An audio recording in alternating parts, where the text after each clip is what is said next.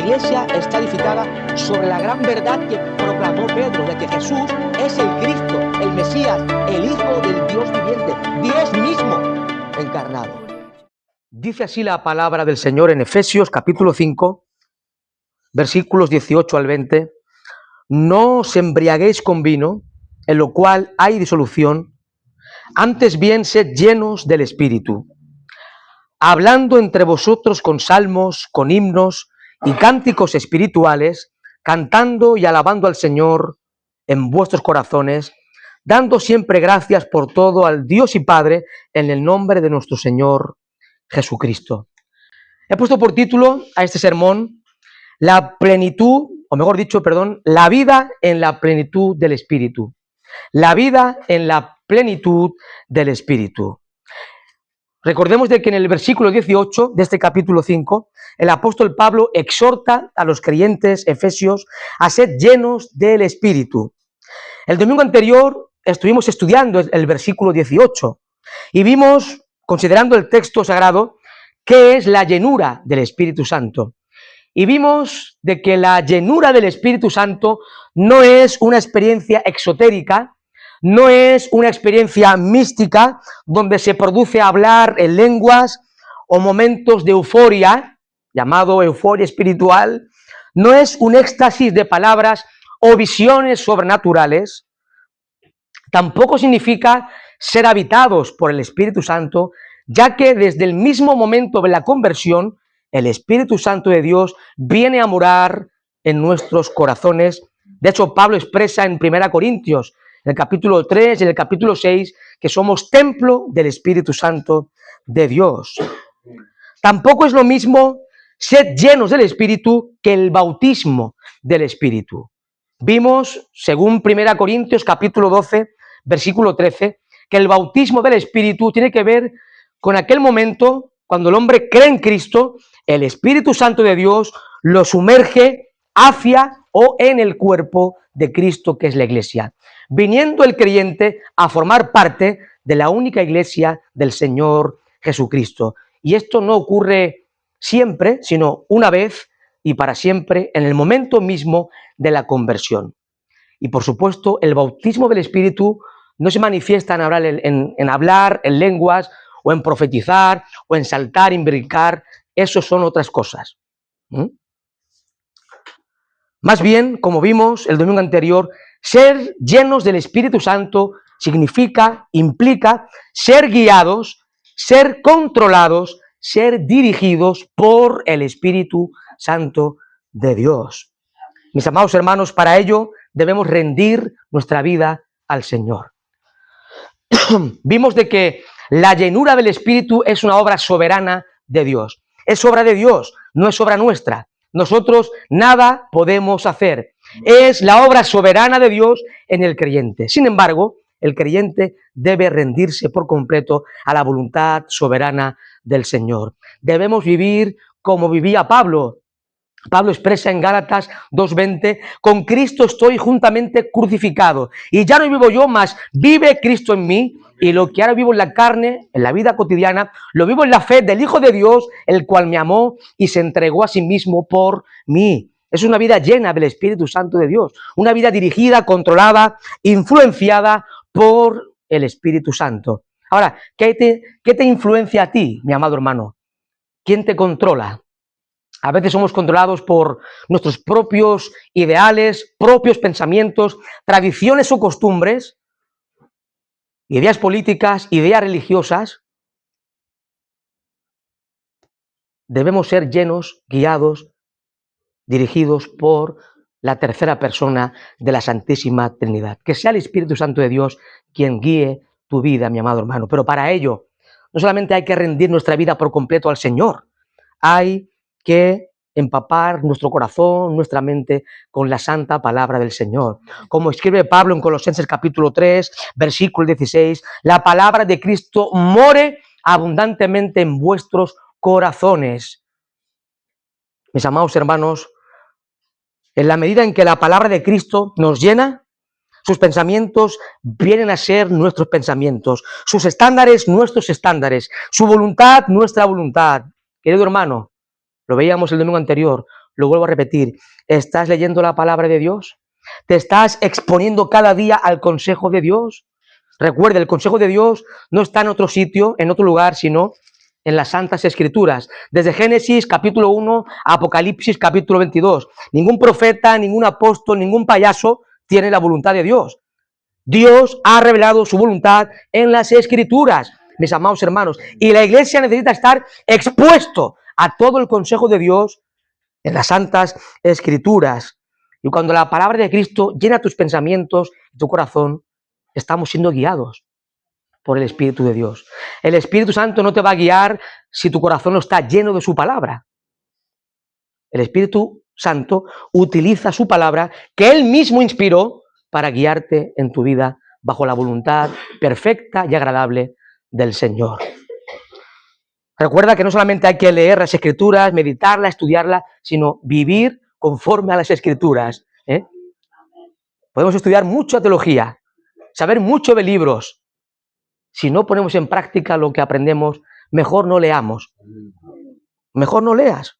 Lee el periódico, lee novelas, no leas la Biblia. Como expresa Santiago en su epístola, capítulo 1, no solamente ser oidor, sino hacedor de la palabra de Dios. Eso lo vimos el domingo anterior. Y ahora el apóstol Pablo, siguiendo en ese contexto, en ese hilo de pensamiento, nos presenta en los versículos 19 y 20 la consecuencia de vivir llenos del Espíritu Santo. Hemos visto que ser llenos del Espíritu Santo significa ser controlados, guiados, influenciados por Dios mismo, Dios el Espíritu Santo. Ahora, la consecuencia que se produce en el creyente es lo que Pablo expresa en el versículo 19.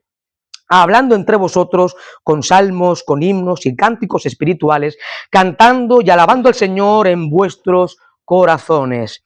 Una de las consecuencias, querida iglesia, de ser llenos del Espíritu Santo es la alabanza. Qué sencillo, ¿verdad? Una de las consecuencias de ser llenos del Espíritu es la alabanza. La consecuencia de la plenitud o llenura del Espíritu no es tener una fe que mueve montañas o alguna experiencia de éxtasis, de hablar en lenguas, tener visiones. No, es simplemente un corazón que alaba al Señor. Mis amados hermanos, la consecuencia de ser llenos, de vivir guiados por el Espíritu Santo de Dios, es una vida de alabanza al Señor. Dios pone música, dice un autor, Dios pone música en las almas y luego en los labios de los hijos que andan en obediencia al Señor y su palabra. Cuando el creyente es lleno del Espíritu, tiene gozo. Tiene gozo. Este gozo es un gozo interno que no se altera por las circunstancias. ¿Os acordáis del apóstol Pablo y Silas? Según nos narra Lucas, el autor de Hechos, en el capítulo 16, versículo 25, de Hechos de los Apóstoles, habían sido azotados, habían sido puestos en prisión, pero ellos, Pablo y Silas, oraban y cantaban himnos al Señor. Y mi amado hermano, querida hermana, puede ser que estés atravesando momentos muy difíciles en tu experiencia personal. Quizás estás pasando por momentos de angustia, momentos de ansiedad, pero si estás siendo lleno del Espíritu Santo, aún en esos momentos difíciles, irrumpirás en alabanza al Dios de la gracia. Dice un autor, un comentarista, lo siguiente, y lo cito: el cristiano lleno del Espíritu es gozoso, feliz, apacible, pacífico, seguro, reposado, productivo y generoso, sin importar cuáles sean las circunstancias. Y sigue diciendo este comentarista: tanto si el creyente adora con libertad en compañía de sus hermanos de fe, un domingo en la mañana, como hoy, como si está padeciendo dolor en un calabozo como Pablo y Silas. El creyente lleno del Espíritu, sea cual sea su circunstancia, puede estar en la mazmorra más peligrosa y más oscura, o puede estar un domingo en la congregación alabando al Señor, sea cual sea la circunstancia, alaba al Señor. Un creyente lleno del Espíritu alaba, glorifica, ensalza al Señor. Esta alabanza que habla Pablo en este contexto de Efesios 5, en el contexto debe realizarse en público, por supuesto, en la congregación. en el contexto de la iglesia local. Mi hermano, mi amado hermano, qué importante, qué momento más especial, qué momento más trascendental cuando la iglesia del Señor, una iglesia que Cristo compró a precio de sangre en la cruz del Calvario, esta iglesia se reúne el domingo como un solo pueblo para cantar, para adorar, para alabar y glorificar al Rey de la Gloria. Es un momento especial, mi amado hermano, el domingo. Es el día del Señor, donde el pueblo de Dios se reúne para cantar, adorar y glorificar a aquel que vive por los siglos de los siglos. Nos reunimos a una sola voz para glorificar al Rey, aquel Cordero que fue inmolado, el que es digno de tomar el poder, las riquezas, la sabiduría, la fortaleza, la honra, la gloria y la alabanza. Hablando entre vosotros, la iglesia local, por supuesto, en tu casa también puedes cantar. Gloria a Dios. Pero en el contexto de Efesios 5 es en el contexto de la iglesia local. Un pueblo salvo por gracia. Un pueblo comprado a precio de sangre en la cruz, que se reúne el domingo para cantar y dar gloria a aquel que vive por los siglos de los siglos. Hablando entre vosotros con salmos, con himnos. Salmos, ¿qué es esto? Hablando con salmos. Una referencia sin duda a los salmos del Antiguo Testamento, cantado con melodía y ritmo. La iglesia primitiva, en el siglo I, cantaba el libro de los salmos al unísono, todos juntos, cantando el libro de los salmos. Mis amados hermanos, cuando leemos los salmos, creo que es uno de los libros más consoladores de toda la Biblia, ¿verdad? Cuando pasas por pruebas, momentos muy difíciles y lees el libro de los salmos, uno queda consolado con la palabra de Dios. Tremendo el libro de los salmos, pues la iglesia primitiva en el siglo I se reunía y cantaba los salmos. Cantaba los salmos al son de música, por supuesto. Los salmos, como todos bien sabemos, no son meros poemas, no son meras canciones. Son composiciones de poesía hebrea donde se exalta y se presenta los atributos del Dios vivo y verdadero. Ahí encontramos la soberanía majestuosa de Dios, la majestad sublime del Creador, la santidad, la misericordia, la gracia de Dios, la providencia divina para con su pueblo. Pero también con himnos, dice Pablo, hablando entre vosotros con salmos, con himnos. ¿Qué son los himnos? Bueno, con toda probabilidad son canciones de alabanza centrados en la persona y obra del Señor Jesucristo. Los salmos se centran más en Dios, donde se presenta su soberanía, majestad, santidad, misericordia, providencia, etcétera, etcétera. Los himnos, en el contexto de la iglesia primitiva, eran cánticos centrados en la persona y la obra del Señor Jesucristo, la segunda persona de la Santísima Trinidad, Dios hecho hombre. ¿Sabéis cómo cantaba la iglesia primitiva? ¿No? ¿Queréis verlo? Sí. Está en la Biblia, Hoy en día hay mucho cántico antibíblico circulando por todos los sitios. Se dicen payasadas y tonterías en muchas canciones. Se adora más al hombre, canciones más centradas en el ser humano que en Cristo. Y eso es pecado. Os invito a que veamos algunos himnos que cantaba la iglesia en el siglo I.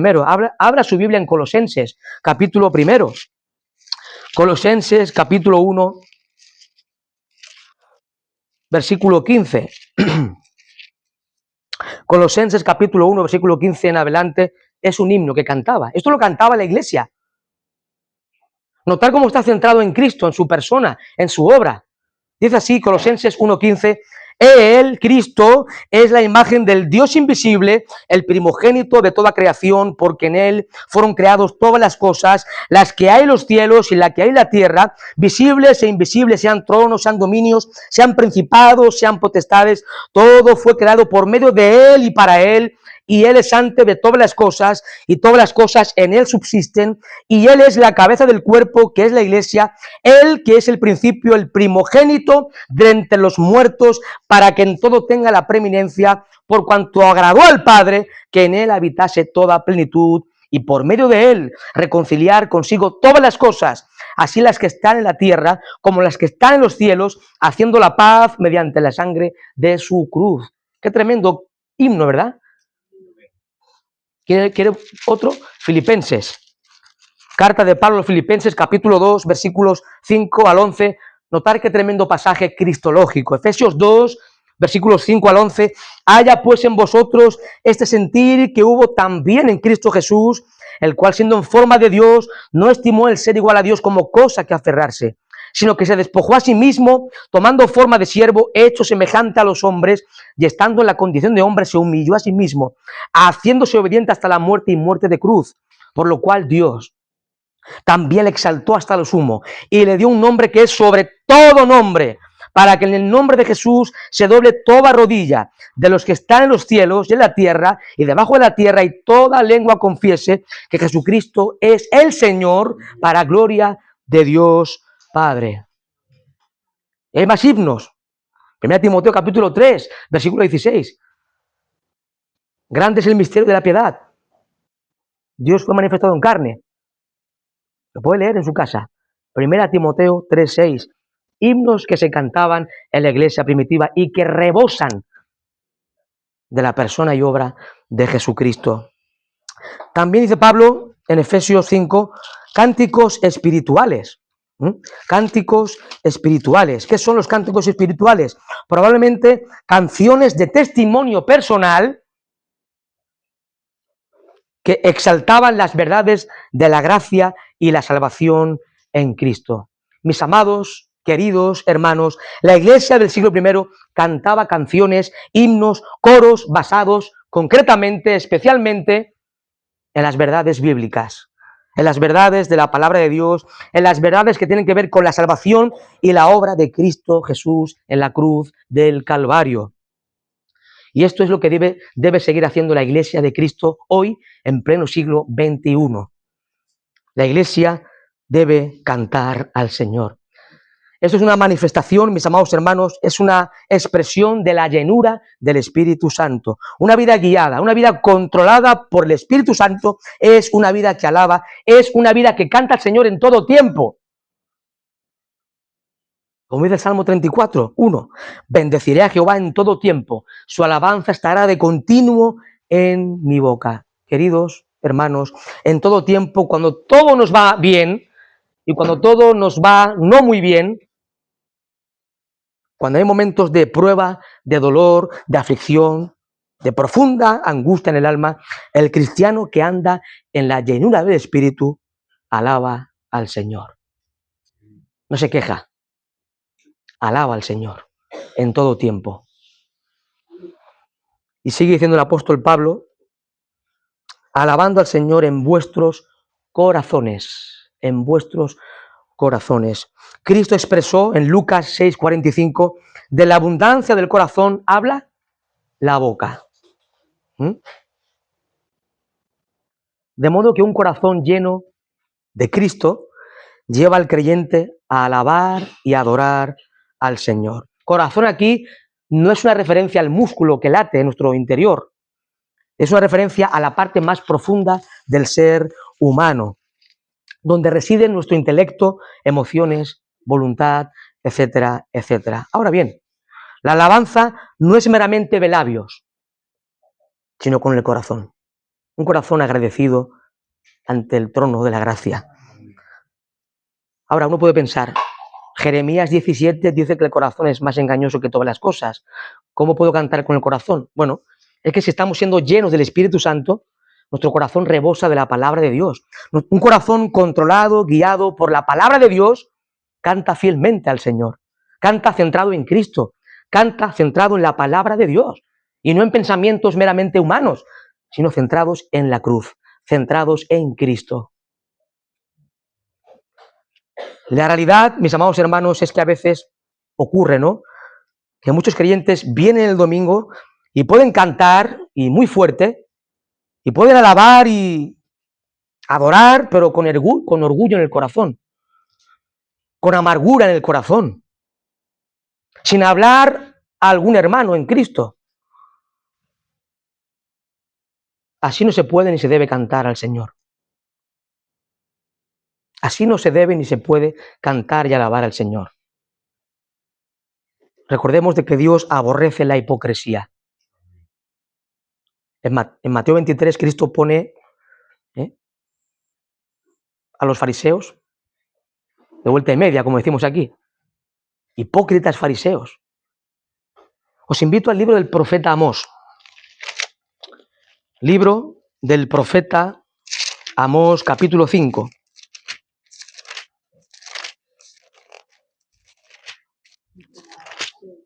Libro del profeta Amós, capítulo 5, versículos 23 y 24. Dice así la santa palabra de Dios en Amós 5, 23 y 24. Dios dice a su pueblo: quita de mí la multitud de tus cantares, pues no escucharé las salmodías de tus instrumentos. Pero corra el juicio como las aguas y la justicia como impetuoso arroyo. En otras palabras, lo que el profeta o Dios a través del profeta le está diciendo a Israel: dejad de cantar hasta que hayáis enderezado vuestros corazones. ¿Sabes que el Señor no recibe todo tipo de alabanza? Dios no recibe todo tipo de alabanza, por muy religiosa o por muy piadosa que parezca. No se puede adorar, cantar y alabar a Dios de cualquier manera, como yo entiendo, como a mí me gustaría, según mi propio criterio, según mi propia tradición. No. Dios ha determinado de forma soberana en las Escrituras cómo debe ser cantado y adorado. ¿Os acordáis del libro de Levítico, en el capítulo 10? Cómo en un momento determinado, según nos narra el escritor sagrado, dos de los hijos del sumo sacerdote Aarón, Nadab y Abiú, léalo, Levítico 10, ellos, siendo sacerdotes, ofrecieron un fuego extraño ante el altar del Señor, algo que Dios no mandó en su palabra. ¿Sabéis qué hizo Dios con estos hombres? Les quitó la vida. Dios los fulminó. Dios mismo los mató, porque ofrecieron algo que Dios no había ordenado. ¿En dónde? En su palabra. En su palabra. Mis amados hermanos, cuidado, tengamos sumo cuidado. Dios es santo, Dios es justo, Dios es fuego consumidor y no puede ser adorado de cualquier manera.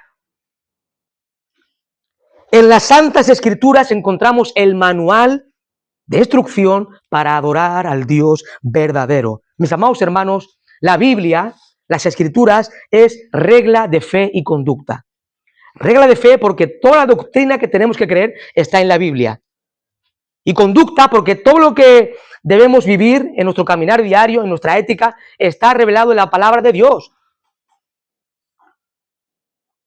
Pero además de ello, en la Biblia encontramos las directrices de Dios para cómo Él ha establecido, Dios ha establecido en su palabra cómo debe ser Él adorado, mis amados hermanos. Y oiga bien, no solamente con el corazón, o sea, no solamente nuestro corazón debe presentarse con suma reverencia ante el Rey, sino que las letras de las canciones, las letras de nuestros himnos deben estar centradas en Cristo y su santo evangelio. Las palabras, las frases de cada canción que se cantan a nivel congregacional deben ser bíblicas, deben reflejar claramente las enseñanzas de la santa palabra de Dios. Es muy común hoy, en esta época donde reina el humanismo, donde el hombre es el centro de todo, en esta época de pragmatismo, donde se hace lo que funciona. Esto funciona, pues vamos a hacerlo, aunque no sea bíblico. Eso es pragmatismo. Y en esta sociedad donde gobierna el humanismo y el pragmatismo, aún dentro de las iglesias llamadas evangélicas, es muy común escuchar todo tipo de canciones con letras mezcladas con algo de Biblia y filosofía humana por otro lado. Incluso con herejías diabólicas, doctrinas de demonios en canciones cantadas en muchas congregaciones. Si fuéramos más conscientes, si fuéramos realmente conscientes a quién cantamos, a quién adoramos, seríamos mucho más meticulosos, mucho más cuidadosos a la hora de escoger una canción. La Biblia debe permear no solo la predicación expositiva domingo tras domingo desde el púlpito, también las oraciones de los santos deben estar llenas de la palabra de Dios. Las conversaciones, los himnos cantados deben estar llenos de las Escrituras, mis amados hermanos. La iglesia del Señor Jesucristo debe predicar la palabra, debe orar la palabra, debe cantar la palabra, debe dialogar y conversar la palabra de Dios. Qué triste a veces conversar con un hermano en Cristo y estar 3 horas hablando de coches y nada más de coches. Porque en el corazón sale a flote. Ah, qué bueno cuando los hermanos se reúnen para tomar un café y hablan de cosas del día a día, por supuesto, pero siempre está el Señor allí, en el medio, ¿verdad? En las conversaciones se habla de la Biblia, del Señor. Hermanos, hay que analizar las canciones, los himnos. Si no están centrados en Cristo y su Evangelio, no cantemos esos himnos, por muy bonitos que sean. Y algo más nos dice el apóstol San Pablo, dice, hablando entre vosotros con salmos, con himnos y cánticos espirituales, cantando y alabando al Señor en vuestros corazones. Versículo 20, dando siempre gracias por todo al Dios y Padre en el nombre de nuestro Señor Jesucristo. Dando siempre gracias por todo, al Dios y Padre. Mis amados hermanos, la acción de gracias, es decir, dar gracias a Dios, es otra de las consecuencias de vivir en la llenura del Espíritu. Y esta es la voluntad de Dios, ¿lo sabéis? Así lo dice la Escritura en 1 Tesalonicenses, capítulo 5, versículo 18, dice así el apóstol Pablo, dad gracias en todo, porque esta es la voluntad de Dios para con todos vosotros en Cristo Jesús. Ahora, el hombre natural no da gracias a Dios. Es ingrato el hombre. 2 Timoteo capítulo 3. Ingratos. En los últimos tiempos habrán muchos ingratos, entre otras cosas. El hombre no da gracias a su Creador. Romanos capítulo 1, versículo 21 dice, pues habiendo conocido a Dios, no le glorificaron como a Dios, ni le dieron gracias. El hombre no dio gracias a su Creador, sino que se envanecieron en sus razonamientos y su necio corazón fue entenebrecido, profesando ser sabios, se hicieron necios. El hombre natural no quiere dar gracias a Dios, pero recordemos algo importante, mis amados hermanos. Dios en su divina providencia y gracia común provee aún para los impíos y malos.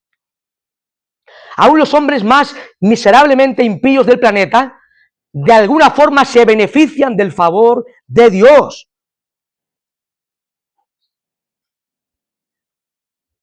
Pero los seres humanos no dan gracias a Dios. No dan gracias al Creador por nada. Ellos creen que todo lo bueno que poseen es por su esfuerzo personal, por su trabajo, por su sabiduría personal o por su bondad. El hombre más bueno de la tierra, entre comillas, el hombre más bueno de la tierra merece el infierno por toda la eternidad. Y aún así, Dios, en su gracia común, hace salir su sol sobre justos e injustos y lluvia sobre malos y buenos. Pero el hombre no da gracias al Creador. Se atribuye todo lo bueno que posee a su esfuerzo, a su trabajo, a su ingenio y sabiduría humana. Pero el creyente, el Hijo de Dios, aquel que ha sido redimido por Jesucristo, debe dar gracias al Señor por todo lo que hemos recibido de gracia a través de la obra de nuestro bendito Salvador Jesucristo. Querido hermano, ¿tiene usted en mente, si está en Cristo, si usted está en Cristo, tiene en mente todas las ricas e infinitas bendiciones que Dios ha derramado sobre tu vida? La vida del creyente debe ser una actitud de continuo agradecimiento a Dios por sus favores y por su gracia en todo tiempo en nuestras vidas, mis amados hermanos. Recuerda algo importante, Pablo lo menciona en el capítulo 1 de la carta a los Efesios, has sido escogido. Si estás en Cristo, Dios de forma soberana y en gracia te ha escogido desde antes de la creación del mundo. Efesios 1:4. Dios de forma soberana te ha predestinado desde antes de la fundación del mundo para ser adoptado hijo suyo. Efesios 1:5.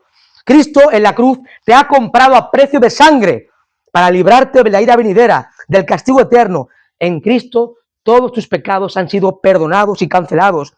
Él te ha dado salvación, te ha dado el regalo de la salvación y la vida eterna. Dios te ha regalado su Espíritu, el cual mora en ti, querido hermano. Su Espíritu, que es Dios mismo, mora en tu vida. Y además, eres el objeto especial del amor de Dios. No solamente eso, Dios te sustenta, Dios te provee en lo material y en lo espiritual. Él está trabajando en tu vida. Si eres cristiano, Dios está obrando en tu vida, ¿sabes para qué? Para hacerte más conforme a Cristo.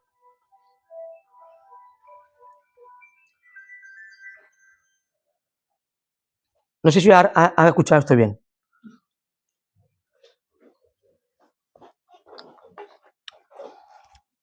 Os repito, Dios te sustenta. Amén. Nadie lo cree aquí. Dios te sustenta. Dios te provee. Él está además trabajando en tu vida para hacerte, para conformarte cada vez más a la imagen de su Hijo Jesucristo. Dios te ha preparado una herencia eterna reservada a los cielos. Primera de Pedro, capítulo 1, versículos 3 al 4. Querido hermano, ¿tienes en mente las promesas que nos aguardan como pueblo de Dios?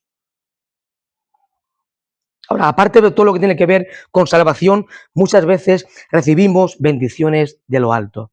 Santiago capítulo 1, versículo 17. Toda buena dádiva y todo don perfecto desciende de lo alto, del Padre de las luces, en el cual no hay mudanza ni sombra de variación. Este Dios que no es variable, que es inmutable, da cosas buenas a sus hijos.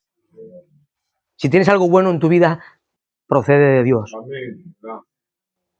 Quizás Dios te ha librado de una enfermedad o de la muerte física.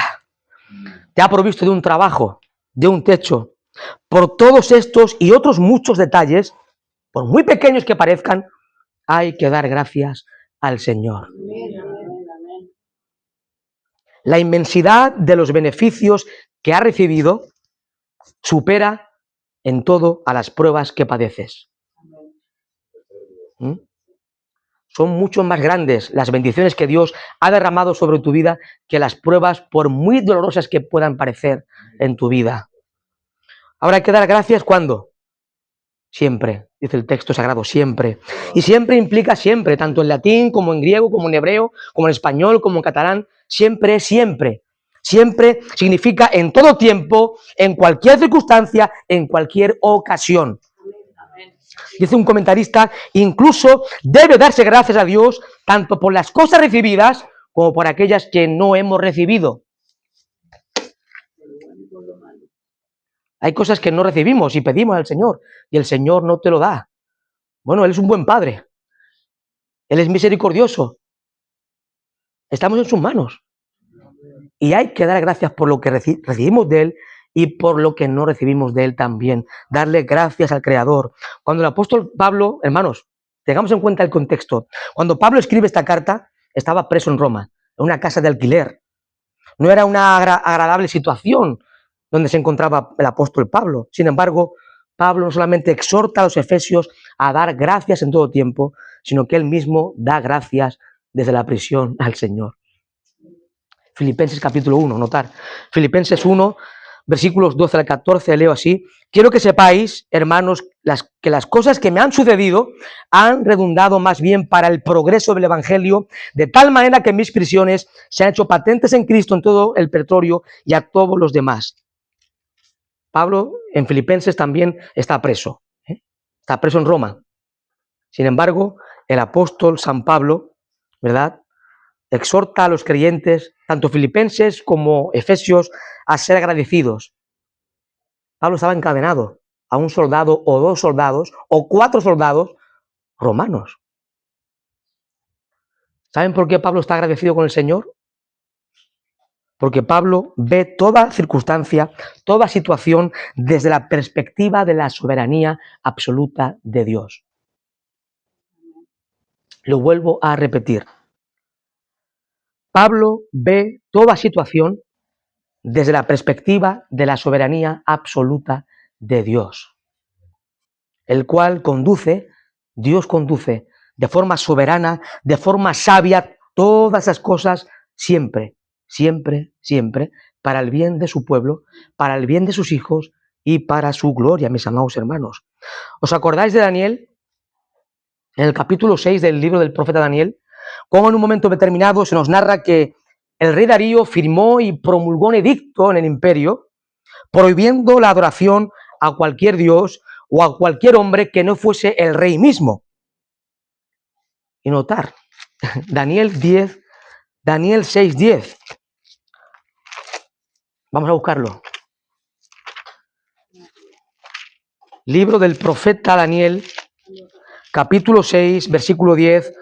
Después de promulgar, estimadas hermanas y hermanos, el edicto que se prohibía adorar a cualquier otro dios, solamente al rey, notar lo que hizo Daniel. Daniel capítulo 6, versículo 10, dice así: cuando Daniel supo que el edicto había sido firmado, ¿qué hizo Daniel? Entró en su casa y abiertas las ventanas de su cámara que daban hacia Jerusalén, se arrodillaba 3 veces al día y oraba. ¿Y qué hacía? Y daba gracias delante de su Dios como lo solía hacer antes.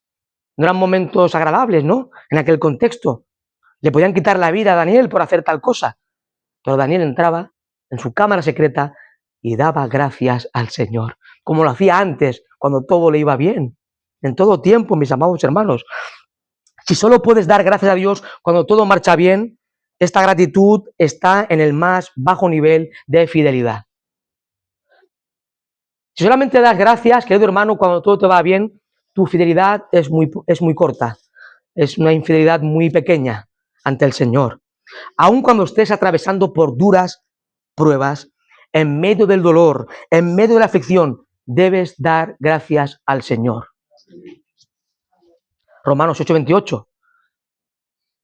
Y sabemos que a los que aman a Dios, todas esas cosas, buenas y malas, les ayuda a bien. Esto es, a los que conforme a su propósito son llamados. Tu vida, tus tiempos, tu destino está en las manos del Señor. Y toda circunstancia, toda dificultad, sea lo que sea, Dios en su soberanía y sabiduría las guía, las conduce siempre para el bien de tu alma, querido hermano. Quizás atraviesas momentos terribles y crees que no hay solución por ninguna parte y crees que no puede Dios hacer nada bueno para tu alma. Pues sí, según la Biblia sí. Todas las cosas Dios las guía para el bien de su pueblo. Este es el Dios de la Biblia, mis amados hermanos, un Dios soberano. Y la pregunta, ¿eres agradecido con el Señor? ¿Estamos siendo agradecidos con el Señor en todo tiempo? Notad lo que dice Filipenses capítulo 4, versículo 6, lo leo yo. Por nada estéis afanosos, sino sean conocidas vuestras peticiones delante de Dios en toda oración y ruego con acción de gracias. No estés afanado por nada, dice Pablo. Y allí nada es nada, por nada. Nada debe afanarte, querido hermano. Nada debe producir ansiedad en tu corazón, porque estamos en las manos del Dios soberano. Pero debemos dar gracias al Señor en todo tiempo. Ahora, ¿qué es la acción de gracias? Sencillamente es el reconocimiento agradecido de los beneficios recibidos. Es el reconocimiento agradecido de los beneficios que hemos recibido de parte de la mano amorosa y bondadosa de Dios. Implica 3 cosas, dice el comentarista William Hendrickson. Reconocer que las bendiciones que disfrutas te han sido otorgadas por gracia. ¿Sí? Implica de que eres totalmente indigno, somos totalmente indignos de estas bendiciones que Dios ha derramado sobre nuestras vidas. No merecemos nada, solamente el infierno. Y estas bendiciones son grandes y son muchas. Son grandes y son muchas. Ahora, ¿cómo se debe dar gracias? ¿Cómo? La Biblia lo dice. Dando siempre gracias por todo al Dios y Padre en el nombre de nuestro Señor Jesucristo. La respuesta es en el nombre de Cristo. ¿Saben por qué? Porque Cristo es el único mediador entre Dios y los hombres. Cristo es el único y exclusivo canal por la que hemos recibido todas las ricas e infinitas bendiciones de Dios. Cristo ganó todas las bendiciones para su pueblo en la cruz del Calvario. En la cruz, Cristo no solamente compró redención para su pueblo, también compró arrepentimiento, también compró fe, también compró reconciliación, también compró esperanza para su pueblo. Todo eso lo compró y lo ganó Cristo en la cruz para su pueblo escogido. Cristo ganó todas las bendiciones para su pueblo en la cruz del Calvario. En Cristo hemos sido escogidos, predestinados, creados, hechos nuevas criaturas. Hemos recibido la vida eterna, una esperanza de gloria. Este Cristo de gloria, exaltado a la diestra del Padre, está intercediendo por usted, querido hermano. Hebreos 7:25, Romanos 8:34. Cristo está intercediendo por su pueblo.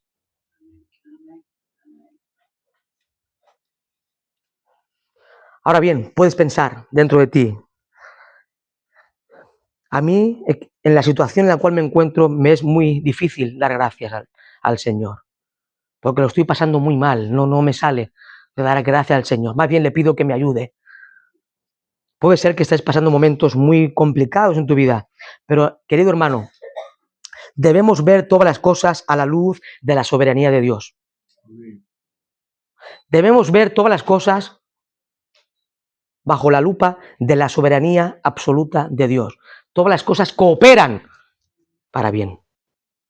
Y por otro lado, debemos ver todas las cosas que nos acontecen a la luz de la eternidad. Algo que no hacemos. Muchas veces no lo hacemos. Vemos un problema, una dificultad y nos quedamos ahí postrados ante la dificultad. Contempla a Cristo. Contempla sus inmutables promesas, que son sí y amén.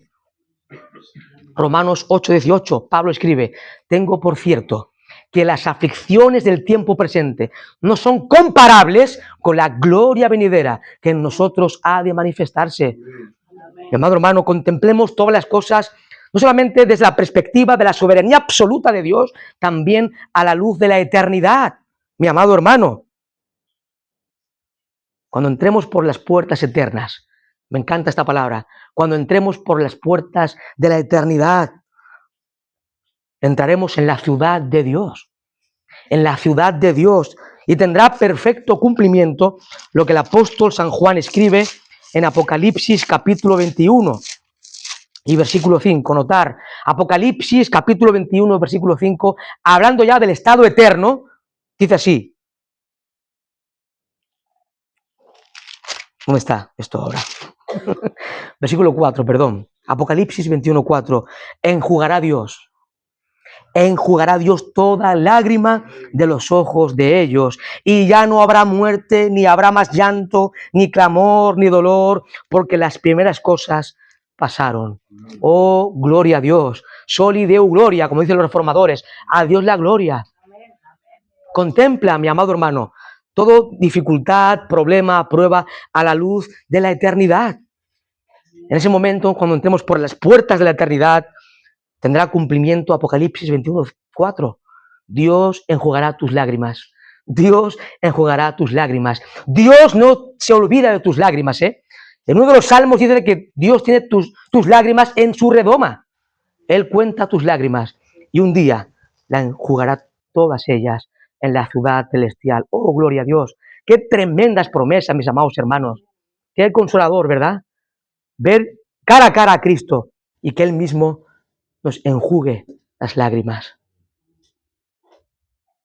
Decía el teólogo español Evis Carballosa, comentando Apocalipsis 21:4, la historia de la humanidad está plagada de miseria.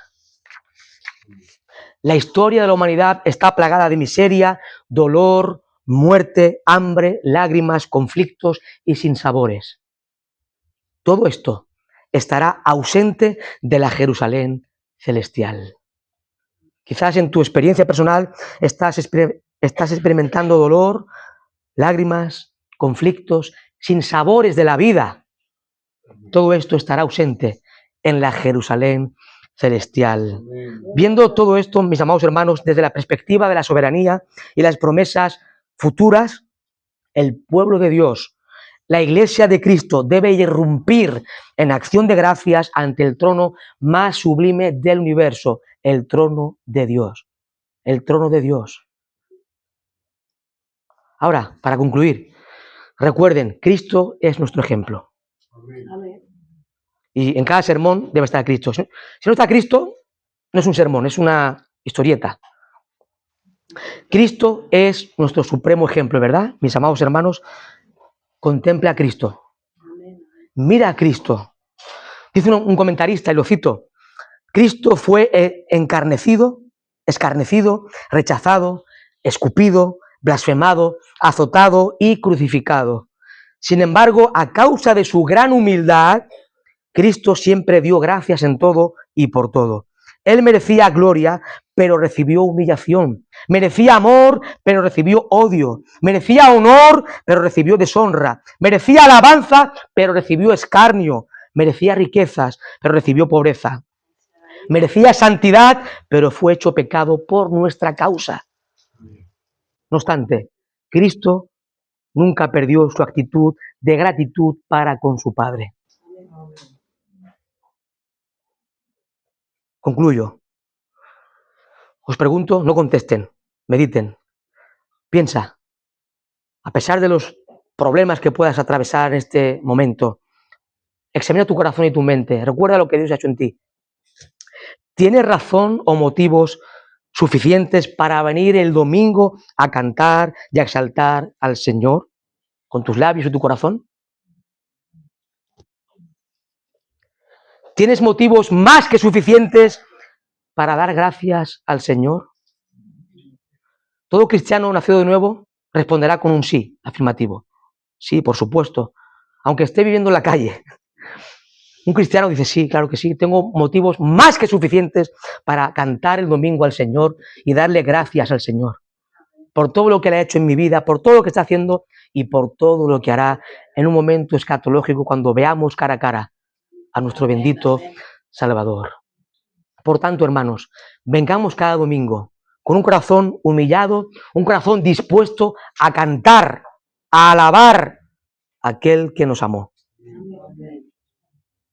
Vengamos también cada domingo y cada día en nuestra vida diaria, demos gracias al Señor por todo lo que nos ha dado, nos da, nos dará y también por aquellas cosas que Dios no nos da en este mundo.